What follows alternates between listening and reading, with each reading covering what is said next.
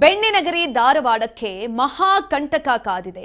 ಏಳುಗುಡ್ಡದ ನಗರದಲ್ಲಿ ಇದೆಂಥ ಅವ್ಯವಸ್ಥೆ. ಘನತ್ಯಾಜ್ಯ ಗುಡ್ಡದ ಭೂತಕ್ಕೆ ಜನ ಕಂಗಾಲಾಗಿ ಹೋಗ್ತಿದ್ದಾರೆ. ವಿಷಗಾಳಿಯಿಂದ ಜನರು ಜೀವನ್ಮರಣ ಹೋರಾಟವನ್ನ ಮಾಡ್ತಾ ಇರುವಂತದ್ದು. ಜೀವವನ್ನ ಉಳಿಸಿಕೊಳ್ಳೋದಕ್ಕೆ ಊರನ್ನ ಕೂಡ ಬಿಡ್ತಾ ಇದ್ದಾರೆ. ಜೀವ ಉಳಿದ್ರೆ ಸಾಕಪ್ಪ. ಮಹಾಕಂಟಕ ಧಾರವಾಡಕ್ಕೆ ಏಳುಗುಡ್ಡದ ನಗರದಲ್ಲಿ ಅವ್ಯವಸ್ಥೆ ತಾಂಡವ ಆಡ್ತಾ ಇದೆ. ಘನತ್ಯಾಜ್ಯ ಗುಡ್ಡದ ಭೂತಕ್ಕೆ ಜನ ಕಂಗಾಲಾಗ್ತಿದ್ದಾರೆ. ವಿಷಗಾಳಿಯಿಂದ ಜನರು ಜೀವನ್ಮರಣ ಹೋರಾಟವನ್ನ ಮಾಡ್ತಾ ಇರುವಂತದ್ದು. ಜೀವವನ್ನ ಉಳಿಸಿಕೊಳ್ಳೋದಕ್ಕೆ ಊರನ್ನ ಕೂಡ ಬಿಡ್ತಾ ಇದ್ದಾರೆ. ಜೀವ ಉಳಿದ್ರೆ ಸಾಕು ಅನ್ನೋ ಸ್ಥಿತಿ ತಲುಪಿರುವಂತದ್ದು. ಇನ್ನು ಘನತ್ಯಾಜ್ಯದ ಗುಡ್ಡದಿಂದ ಹೊಗೆ ಹೊರ ಬರ್ತಾ ಇದೆ. ಧಾರವಾಡ ಜನತೆಗೆ ಕಂಟಕವಾಗ್ತಾ ಇದೆ ಹೊಗೆ ಉಗುಳುವ ಗುಡ್ಡ. ಈಗ ಆಲ್ರೆಡಿ ವಾಯು ಮಾಲಿನ್ಯ ಅನ್ನೋದು ಜಾಸ್ತಿ ಆಗ್ತಾ ಇದೆ. ಈ ಒಂದು ಸಂದರ್ಭದಲ್ಲಿ ಅಲ್ಲಿರುವಂತಹ ಮಕ್ಕಳು, ವೃದ್ಧರು ಹೇಗಿರಬೇಕು? ಅಷ್ಟರ ಮಟ್ಟಿಗೆ ಹೊಗೆ ಆವರಿಸಿಕೊಂಡಿದೆ. ಜೀವ ಉಳಿಸ್ಕೊಳ್ಳೋದಕ್ಕೆ ಆ ಊರನ್ನೇ ತ್ಯಾಗ ಮಾಡ್ತಿದ್ದಾರೆ. ಊರನ್ನೇ ಬಿಟ್ಟು ಹೋಗೋದಕ್ಕೆ ಜನ ಮುಂದಾಗ್ತಾ ಇರುವಂತದ್ದು. ವಿಷಗಾಳಿಯನ್ನ ಸೇವನೆ ಮಾಡ್ತಿದ್ದಾರೆ. ಅಲ್ಲಿರುವಂತಹ ಜಿಲ್ಲಾಡಳಿತ ಏನ್ ಮಾಡ್ತಾ ಇದೆ? ಇದೆಲ್ಲವನ್ನ ಗಮನಿಸ್ತಾ ಇಲ್ವಾ? ಜನರ ಜೀವದ ಜೊತೆ ಚಲ್ಲಾಟ ಆಡ್ತಾ ಇದ್ಯಾ? ಅಷ್ಟು ಕಾಮನ್ ಸೆನ್ಸ್ ಇಲ್ವಾ? ಅಷ್ಟೊಂದು ಅವಘಡ ಆಗ್ತಾ ಇದೆ, ಅಲ್ಲಿರುವಂತಹ ಜನರಿಗೆ ತೊಂದರೆ ಆಗ್ತಾ ಇದೆ ಅಂತ ಅಂದಾಗ ಮಹಾನಗರ ಪಾಲಿಕೆ ಏನ್ ಮಾಡ್ತಾ ಇದೆ? ಹುಬ್ಬಳ್ಳಿ ಧಾರವಾಡ ಮಹಾನಗರ ಪಾಲಿಕೆ ಸ್ವಲ್ಪ ನೋಡ್ಬೇಕು ಅದನ್ನೆಲ್ಲ, ಜನರ ಸ್ಥಿತಿಯನ್ನ. ಹೊಸ ಯಲ್ಲಾಪುರ ಲಕಮನಹಳ್ಳಿ ವ್ಯಾಪ್ತಿಯಲ್ಲಿದೆ ಯಮಗುಡ್ಡ. 13 ಎಕರೆ ಜಾಗದಲ್ಲಿ ತ್ಯಾಜ್ಯ ಸಂಗ್ರಹ ಘಟಕ ವ್ಯಾಪಿಸಿಕೊಂಡಿರುವಂತದ್ದು. 30 ವರ್ಷಗಳಿಂದ ಬೃಹತ್ ಪರ್ವತವಾಗಿ ಬೆಳೆದ್ ನಿಂತಿದೆ ಈ ಒಂದು ಗುಡ್ಡ. ಬೇಸಿಗೆ ಕಾಲದಲ್ಲಿ ಬೆಂಕಿ ಉತ್ಪತ್ತಿಯಾಗಿ ಹೊಗೆ ಹೊರಗಡೆ ಬರುತ್ತೆ. ಈ ಯಮಗುಡ್ಡದಲ್ಲಿದೆ 1 ಲಕ್ಷ ಮೆಟ್ರಿಕ್ ಟನ್ ಕಸ. ಕಸದಲ್ಲಿರುವಂತಹ ರಾಸಾಯನಿಕದಿಂದಾಗಿ ಬೆಂಕಿ ಉತ್ಪತ್ತಿಯಾಗ್ತಾ ಇದೆ.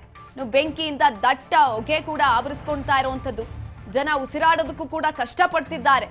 ಡೆಡ್ಲಿ ಡಿಸೀಸ್ಗೆ ತುತ್ತಾಗುವಂತಹ ಭೀತಿಯಿಂದ ಜನ ಒದ್ದಾಡ್ತಾ ಇರುವಂತದ್ದು. ಜನರ ಗೋಳನ್ನ ಯಾರು ಕೇಳೋರು? ಇವಾಗ ಏನ್ ಮಾಡ್ತಾ ಇದ್ದಾರೆ ಅಲ್ಲಿರುವಂತಹ ಜಿಲ್ಲಾಡಳಿತ? ಸಂಪೂರ್ಣವಾಗಿ ಹೊಗೆಯಿಂದ ಆವರಿಸ್ಕೊಳ್ತಾ ಇದೆ. ಇನ್ನೂ ಕೂಡ ನಾವು ಮಾರ್ಚ್ ತಿಂಗಳಲ್ಲಿದ್ದೀವಿ. ಮಾರ್ಚ್ ಮೊದಲನೇ ವಾರದಲ್ಲಿರುವಂಥದ್ದು. ಬೇಸಿಗೆ ಇನ್ನೂ ಕೂಡ ಶುರುವಾಗುತ್ತೆ. ದಗದಗ ಅಂತ ಹೊತ್ತಿ ಉರಿಯುವಂತ ಬೇಸಿಗೆ ಬರುತ್ತೆ. ಆ ಸಂದರ್ಭದಲ್ಲಿ ಇನ್ನು ಹೆಚ್ಚಿನದಾಗಿ ಹೊಗೆ ಹೊರಗಡೆ ಬರುವಂತ ಸಾಧ್ಯತೆಗಳಿದೆ. ಈಗಲೇ ಸ್ವಲ್ಪ ಕ್ರಮಗಳನ್ನ ತೆಗೆದುಕೊಳ್ಬೇಕಾಗತ್ತೆ. ಯಾಕಂತ ಅಂದ್ರೆ ವಿಷ ಅನಿಲ ಹೊರಗಡೆ ಬರ್ತಾ ಇರುವಂತದ್ದು. ವಿಷಗಾಳಿಯನ್ನ ಸೇವನೆ ಮಾಡ್ತಿದ್ದಾರೆ ಅಲ್ಲಿ ಸುತ್ತಮುತ್ತ ಇರುವಂತಹ ಗ್ರಾಮಸ್ಥರು. ಆದಷ್ಟು ಬೇಗ ಇದಕ್ಕೆ ಮುಕ್ತಿಯನ್ನ ಕೊಡಬೇಕಾಗತ್ತೆ. ಇದ್ರ ಬಗ್ಗೆ ಹೆಚ್ಚಿನ ಮಾಹಿತಿಯನ್ನ ತಿಳಿಸ್ಕೊಡ್ತಾ ಹೋಗ್ತಾರೆ ನಮ್ಮ ಪ್ರತಿನಿಧಿ ಪ್ರಶಾಂತ್ ಸಂಪರ್ಕದಲ್ಲಿದ್ದಾರೆ. ಪ್ರಶಾಂತ್, ಈಗ ಆಲ್ರೆಡಿ 1 ಲಕ್ಷ ಮೆಟ್ರಿಕ್ ಟನ್ ಕಸ ಅಲ್ಲಿರುವಂತದ್ದು. ಬೇಸಿಗೆ ಬಂದ್ರೆ ಸಾಕು, ಶುರುವಾಗ್ತಾ ಇದೆ ಬೇಸಿಗೆ. ಆಲ್ರೆಡಿ ಬೇಸಿಗೆ ಬಂದಂತ ಸಂದರ್ಭದಲ್ಲಿ ಇನ್ನೂ ಹೆಚ್ಚಿನದಾಗಿ ಹೊಗೆ ಆವರಿಸಿಕೊಳ್ಳುವಂತ ಸಾಧ್ಯತೆ ಕೂಡ ಇದೆ. ಏನು ತೆಗೆದುಕೊಳ್ತಾ ಇಲ್ವಾ ಜಿಲ್ಲಾಡಳಿತ ಕ್ರಮಗಳನ್ನ? ಹೆಚ್ಚಿನ ಮಾಹಿತಿ ಕೊಡೋದಾದ್ರೆ. ಸುಖೇನ್ ಏನಂತಂದ್ರೆ ಕಳೆದ 1 ತಿಂಗಳ ಹಿಂದಿಂದ ಕೂಡ ಅಲ್ಲಿ ನಾಗರಿಕರು ಕೂಡ, ಸುತ್ತಮುತ್ತ ನಾಗರಿಕರು ಕೂಡ ಈಗ ಮಹಾನಗರ ಪಾಲಿಕೆಗೆ ಆಯುಕ್ತರಾದಂತಹ ರುದ್ರೇಶ್ ಗೆಳೆಯವರಿಗೂ ಕೂಡ ಗಮನ ತಂದಿದ್ದಾಗಿದೆ. ಜಿಲ್ಲಾಡಳಿತಕ್ಕೂ ಕೂಡ ಗಮನ ತಂದಿದ್ದಾರೆ. ಆದ್ರೆ ಈಗೂ ಕೂಡ ಇಲ್ಲಿವರೆಗೂ ಕೂಡ ಆ ಸಮಸ್ಯೆಯನ್ನು ಬಗೆಹರಿದಿಲ್ಲ. ಯಾಕೆಂತಂದ್ರೆ ಇವರು ಮಹಾನಗರ ಪಾಲಿಕೆಯವರು ಒಂದು ಹಸಿ ಕಸ ಮತ್ತು ಒಣ ಕಸ ಅಂತ 2 ವಿಭಾಗಗಳನ್ನು ವಿಂಗಡಿಸ್ತಾರೆ. ಬಟ್ ಆದ್ರೆ ಇವ್ರು ಮಾಡೋ ಕೆಲಸ ಏನಂತಂದ್ರೆ ಅದೇ ಒಟ್ಟಿಗೆ ಎಲ್ಲ ಕೂಡಿ ಗ್ರಾಬೇಜ್ ಅಲ್ಲಿ ಹಾಕ್ತಕ್ಕಂಥದ್ದು ಮತ್ತೆ ಬೆಂಕಿ ಕೂಡ ಇವರೇ ಇಡ್ತಕ್ಕಂಥದ್ದು. ಹೀಗಾಗಿ ದಟ್ಟವಾದ ಹೊಗೆ ಆವರಣವಾಗಿ ಇಲ್ಲಿ ಅಲ್ಲಿಯ ಸುತ್ತಮುತ್ತ ನಾಗರಿಕರಿಗೆ ತುಂಬಾನೇ ಸಮಸ್ಯೆ ಆಗ್ತಾ ಇರ್ತದ್ದು. ಸುಕನ್ಯಾ, ಪ್ರಶಾಂತ್, ಇನ್ನೊಂದ್ ಕಡೆನಲ್ಲಿ 13 ಎಕರೆ ಜಾಗದಲ್ಲಿ ಸಂಪೂರ್ಣವಾಗಿ ಈ ತ್ಯಾಜ್ಯ ಸಂಗ್ರಹ ಘಟಕ ವ್ಯಾಪಿಸಿಕೊಂಡಿದೆ. ಸುತ್ತಮುತ್ತ ಎಷ್ಟು ಒಂದು ಪ್ರದೇಶಗಳಿದೆ? ಎಷ್ಟು ಜನ ವಾಸ ಮಾಡ್ತಿದ್ದಾರೆ? ಯಾರಿಗೆಲ್ಲ ತೊಂದರೆ ಆಗ್ತಾ ಇದೆ? ಸುಖಾನೆ ಏನಂತಂದ್ರೆ ಈ 13 ಎಕರೆಯಲ್ಲಿ ಇರ್ತಕ್ಕಂಥ ಈ ತ್ಯಾಜ್ಯ ಸಂಗ್ರಹ ಏನು ಜಾಗ ಇದೆಯಲ್ಲ, ಈ ಸದ್ಯದ ಮಟ್ಟಿಗೆ ಇದು ಸಾಕಾಗ್ತಾ ಇಲ್ಲ. ಇದು ಪರಿಹಾರವಾಗಿ ಇನ್ನೊಂದು ಜಾಗ ಮೊದಲು ಹುಡುಕ್ಬೇಕಾಗಿದೆ. ಮತ್ತೆ ನೆಕ್ಸ್ಟ್ ಇನ್ನೊಂದು ಏನಂತಂದ್ರೆ ಸುಕನ್ಯಾ, ಈ ಅಲ್ಲಿ ಸರಿಸುಮಾರು ಈ ತ್ಯಾಜ್ಯ ಸಂಗ್ರಹದಿಂದ ಆಗ್ತಂತ ಸಮಸ್ಯೆ ಏನಂತಂದ್ರೆ ಅಲ್ಲಿಂದ ಸ್ಟೋಲ್ನಕ, ಜನ್ನತ್ ನಗರ್, ವಿದ್ಯಾಗಿರಿ, ಗಾಂಧಿನಗರ್ ಸರಿಸುಮಾರು 2 ಲಕ್ಷ ಜನಸಂಖ್ಯೆ ಇರ್ತಕ್ಕಂಥ ಜನಪ್ರದೇಶ ಆದ್ರಿಂದ ಕೂಡಲೇ ಇದಕ್ಕೆ ಮಹಾನಗರ ಪಾಲಿಕೆ ಆಗಿದ್ದಂತ ರುದ್ರೇಶ್ ಗಾಳಿಯವರು ಇದನ್ನ ಈ ಸಮಸ್ಯೆನ ಬಗೆಹರಿಸಬೇಕಾಗಿದೆ. ಸುಕನ್ಯಾ, ಪ್ರಶಾಂತ್, ಒಂದ್ ಕಡೆನಲ್ಲಿ ಸಂಪೂರ್ಣವಾಗಿ ಈ ಗಾಳಿ ಅನ್ನೋದು ವಿಷಗಾಳಿಯನ್ನ ಸೇವನೆ ಮಾಡ್ತಿದ್ದಾರೆ ಅಲ್ಲಿರುವಂತಹ ಜನರ ಜೊತೆಯಲ್ಲಿ. ಅದಕ್ಕೆ ಭಯ ಪಟ್ಕೊಂಡು ನಮ್ಗೇನಾದ್ರೂ ಕಾಯಿಲೆ ಬಂದ್ರೆ ಕಷ್ಟ ಅಂತ ಹೇಳ್ಬಿಟ್ಟು ಊರನ್ನೇ ಬಿಡ್ತಾ ಇದ್ದಾರೆ. ಈ ಸಂದರ್ಭದಲ್ಲಿ ಯಾರಾದ್ರೂ ಡಾಕ್ಟರ್ಸ್ ಏನಾದ್ರೂ ಸಜೆಷನ್ಸ್ ಕೊಟ್ಟಿದ್ದಾರಾ? ಏನಾಗಬಹುದು, ಯಾವ ರೀತಿಯಾದಂತ ಕಾಯಿಲೆ ಬರಬಹುದು ಅನ್ನುವ ನಿಟ್ಟಿನಲ್ಲಿ? ಸುಖನ ಏನಂತಂದ್ರೆ ಈ ಏನು ಗಾಳಿ ಏನು ಬರ್ತಾ ಇದೆ, ಹೊಗೆ ದಟ್ಟವಾದ ಹೊಗೆ ಬರ್ತಾ ಇದೆಯಲ್ಲ, ಈ ಗಾಳಿಯಿಂದ ಉಸಿರಾಡದ ತೊಂದರೆ, ಕಫ ಮತ್ತು ಕೆಮ್ಮು, ಆಮೇಲೆ ದಮ್ ಅಂತ ಮಾನಸಿಕ ರೋಗ ಕೂಡ ಬರ್ತಕ್ಕಂಥದ್ದು. ಆಮೇಲೆ ಇನ್ನೊಂದು ನಾನು ನಿನ್ನೆ ಅಲ್ಲಿ ಜನರ ಮಾತಾಡ್ತಾ ಹೋದಾಗ ಈ ಹೊಗೆಯಿಂದ ಕ್ಯಾನ್ಸರ್ ಬರುವ ಸಾಧ್ಯತೆ ಕೂಡ ತುಂಬಾ ಇದೆ ಅಂತ ಹೇಳ್ತಾ ಇದೆ. ಆಮೇಲೆ ಕೆಲವು ಒಂದು 15 ದಿನಗಳಲ್ಲಿ ಸರಿಸುಮಾರು ಒಂದು 50 ಫ್ಯಾಮಿಲಿಗಳು ಬೇರೆ ಊರಿಗೆ ಹೋಗ್ತಾ ಇರ್ತದ್ದು, ಮನೆಯ ಬೀಗವನ್ನು ಹಾಕೊಂಡು ಬೇರೆ ಊರಿಗೆ ಹೋಗ್ತಾ ಇರ್ತದ್ದು. ಕೂಡಲೇ ಈ ಸಮಸ್ಯೆನ ಬಗೆಹರಿಸಬೇಕಾಗಿದೆ ಸುಕನ್ಯಾ.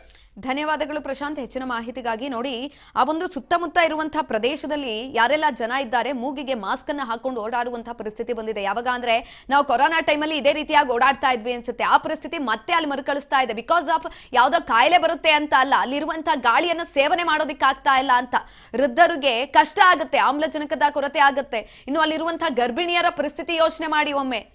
ಚಿಕ್ಕ ಮಕ್ಳಿರ್ತಾರೆ ಅಂದ್ರೆ ಅವರ ಆರೋಗ್ಯ ಏನಾಗಬೇಡ. ಅಲ್ಲಿರುವಂತಹ ಮಹಾನಗರ ಪಾಲಿಕೆ, ಹುಬ್ಬಳ್ಳಿ ಧಾರವಾಡದ ಮಹಾನಗರ ಪಾಲಿಕೆ ಏನಿದೆ, ಸೂಕ್ತವಾದಂತಹ ಕ್ರಮವನ್ನ ತೆಗೆದುಕೊಳ್ಬೇಕಾಗತ್ತೆ ಆದಷ್ಟು ಬೇಗ. ಇಲ್ಲಾಂದ್ರೆ ಜನರ ಸ್ಥಿತಿ ಅಧೋಗತಿ ಆಗತ್ತೆ. ಏರಿಯಾದಾಗ ಈಗ ಒಂದು ವಾರದಿಂದ ಸ್ಮಶಾನದ ಹಿಂದೆ ಏನು ಕಸದ ಹುಟ್ಟಿದೆ ಅದಕ್ಕೆ ಬೆಂಕಿ ಹತ್ತಿದೆ. ಅದನ್ನು ಬೆಂಕಿ ಹತ್ತಿದ್ದು ಅದು ಇವತ್ತಿನ ದಿನ ಇಷ್ಟು ತುಂಬಿಕೊಂಡಿದೆ ಅಂದರೆ ಇಡೀ ಧಾರವಾಡ ಸಹಿತ ಹೊಗೆಯನ್ನು ತುಂಬಿಕೊಂಡಿದೆ. ನಮ್ಮ ಏರಿಯಾದಾಗ ಒಂದು 10 ಫೂಟ್ 15 ಫೂಟ್ದಿಂದ ಮನುಷ್ಯರು ಕಾಣೋಂಗಿಲ್ಲ, ಆ ಲೆವೆಲ್ ಹೊಗೆ ತುಂಬಿಕೊಂಡಿದೆ. ಇದರಿಂದ ಮಕ್ಕಳಿಗೆ, ಏನು ವಯಸ್ಸಾದವರಿಗೆ, ಅಸ್ತಮಾ ಇದ್ದವರಿಗೆ ಭಾಳ ಪ್ರಾಬ್ಲಮ್ ಆಗಿದೆ. ಎಷ್ಟೋ ರೀತಿಯಿಂದ ನಾವು ರಿಕ್ವೆಸ್ಟ್ ಮಾಡಿದ್ರು ಸಹಿತ ಹಿಟ್ನಾಳ್ ಸಾಹೇಬರು ಇದ್ದಾಗ ನಾವು ಅದನ್ನು ಒಂದು ಬೋರ್ ಹೊಡಿಸಿ ಸ್ಪ್ರಿಂಕ್ಲರ್ ಹಚ್ಚಿ ಎಲ್ಲ ಇದು ಮಾಡಿದ್ವಿ. ಅದ್ರ ಪೈಪ್ ಮುರಿದಿರ ಇವತ್ತಿನ ದಿನ ಹೊಸದಾಗಿ ಒಬ್ಬರು ಪೈಪ್ ಹಾಕಬೇಕು ರೆಡಿ ಇಲ್ಲ. ಯಾವ ಕಮಿಷನರ್ ಆಗಲಿ ಏನಾಗಲಿ ಯಾರೂ ಇದಕ್ಕೆ ದಾದ್ ಮಾಡ್ತಾಯಿಲ್ಲ. ಅವ್ರು ಈ ಕಡೆ ಸ್ವಲ್ಪ ಗಾಳಿ ಅಂದರೆ ಈ ಕಡೆ ಹೊಗೆ ಇಲ್ಲ. ಟೋಲ್ ನಾಕಾದಿಂದ ನೀವು ವಿದ್ಯಾಗಿರಿ ಗಾಂಧಿನಗರವರೆಗೂ ಇದು ಅಷ್ಟು ಹೊಗೆ ತುಂಬಿಕೊಂಡಿದೆ. ಲಾಸ್ಟ್ ಇವತ್ತಂತೆ ಅತಿ ರೇಖಕ್ಕೆ ಹೋಗ್ಬಿಟ್ಟಿದೆ. ಇದರಿಂದ ನಮಗೆಲ್ಲ ಹೇಳ್ತಾರೆ ಜನಕ್ಕೆ, ನಮ್ಮ ಲಕ್ಷ್ಮೀನಗರ ಬಡಾವಣೆ ಜನರ ರೂಲ್ಸು ಸಾಕಾಗಿ ಹೋಗಿದೆ. ಇದು ಅದಕ್ಕೆ ಒಂದು ಶಾಶ್ವತ ಪರಿಹಾರ ಕಳ್ಕೊಂಡು ಇಲ್ಲಿ ಶಾಸಕರಾಗಲಿ ಸಂಸದರಾಗಲಿ ಈಗ ಸರಿಸುಮಾರು ಒಂದು 5-6 ದಿನದಿಂದ ಭಾಳ ದಟ್ಟವಾದಂಥ ಹೊಗೆ ಕಾರ್ಪೊರೇಷನ್ ಯಾರ್ಡ್ನಿಂದ ಏನು ಘನತ್ಯಾಜ್ಯ ಘಟಕದಿಂದ ಸಾಕಷ್ಟು ಹೊಗೆ ಬರ್ತಾಯಿದೆ. ಅದಕ್ಕೆ ಬೆಂಕಿ ಹಚ್ಚಲ್ಲ ಅಂತಾರೆ. ಅದನ್ನ ಹೇಳ್ತಾ ಇದ್ದೀನಿ, ಅದನ್ನು ಮುದ್ದಾಮ್ ಕಾರ್ಪೊರೇಷನ್ನವರೇ ಹಚ್ತಾರೆ. ಯಾಕಂದರೆ ಅವ್ರಿಗೆ ಅದನ್ನು ಸ್ಟೋರೇಜ್ ಮಾಡಲು ಜಾಗ ಇಲ್ಲ. ಹಾಗಾಗಿ ಅದನ್ನು ಸುಟ್ಟು ಅದನ್ನು JCB ಇಂದ ಸರಿಸಿ ಅವ್ರಿಗೆ ಜಾಗ ಮಾಡ್ಕೊಳೋಕೆ ಸಂಬಂಧ ಅದನ್ನು ಸುಡ್ತಾರೆ. ಅದನ್ನ ಕೇಳಿದರೆ ಅವ್ರು ಏನಂತಾರೆ, ಅದು ಆಟೋಮೆಟಿಕ್ಲಿ ಹತ್ತೈತಿ ಅಂತ ಹೇಳ್ತಾರೆ. ಆದರೆ ನಾನು ಏನು ಹೇಳ್ತೀನಿ, ಈಗ ಅವರೇ ಗಾಡಿ ಒಳಗೆ ಹೇಳ್ಕೊಂಡು ಬರ್ತಾರೆ, ಕಸ ಸುಡಬೇಡಿ, ಕಸ ಸುಡೋದ್ರಿಂದ ಹಾನಿಕರ ಆಗ್ತೈತಿ ಅಂತ ಹೇಳ್ತಾರೆ. ಇವತ್ತಿನ ದಿನ ಜನ ಮನೆಯಿಂದ ತೊಗೊಂಬಂದು ಕಸ ನಮ್ಮ ಏರಿಯಾಕ್ಕೆ ಹಾಕಿ ನಮ್ಮ ಏರಿಯಾದಾಗ ಸುಟ್ಟು ನಮ್ಮ ಏರಿಯಾ ಸುತ್ತಮುತ್ತಲ ಜನರ ಜೀವನ ಹಾಳು ಮಾಡಕತ್ತಾರೆ.